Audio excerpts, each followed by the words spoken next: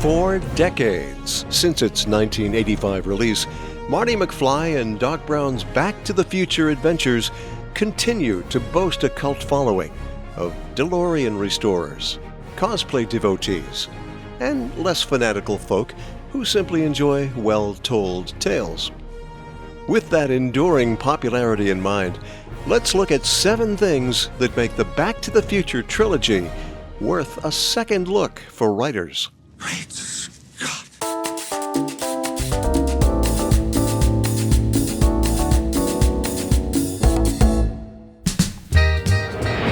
Back to the Future doesn't feature a traditional hero arc.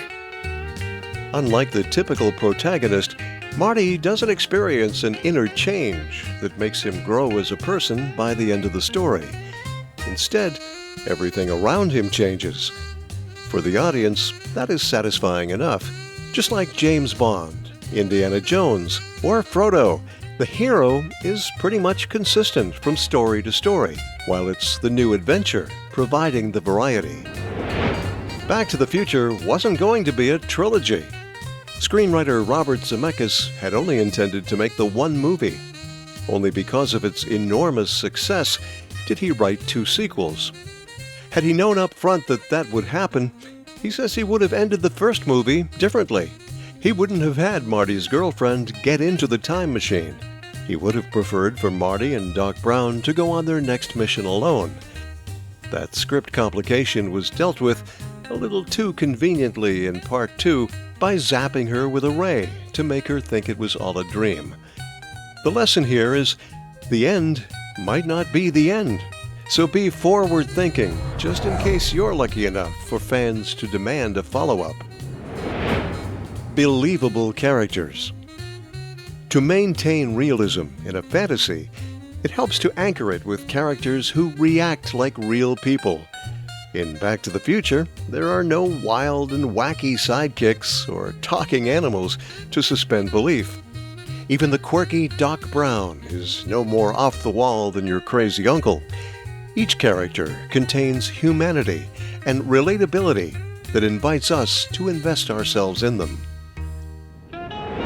Keeping it down to earth. As for the fantastic storyline, Michael J. Fox himself made the observation that the radical visionary aspects of Back to the Future made a point not to get too complex. He mentioned an ongoing debate over whether flying cars would need imaginary lanes to drive in, since they have the entire sky in which to navigate. But the script didn't get into all that. Flying cars are fantastic enough without giving the audience too many intricacies to distract them. Reassuring repetition. Just like the Back to the Future movie posters that echoed each other, repeating gags and catchphrases from film to film also gave the audience a comforting sense of familiarity. Whenever Biff called him a chicken, we knew Marty was about to go full McFly. Be flexible.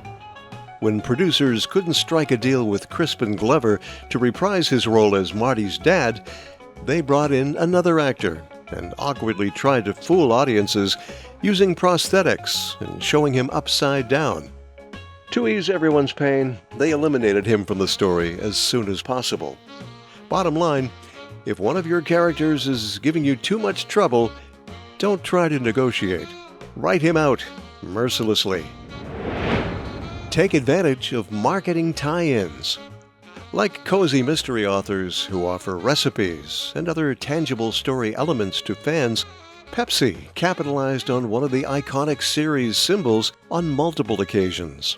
A bottle of Pepsi Perfect in a collectible container commemorated the film's 30th anniversary and sold out faster than 88 miles an hour. Public demand after that made 6,500 more of them available, and they sold out online within 10 minutes. Some say Back to the Future is the best written trilogy of all time.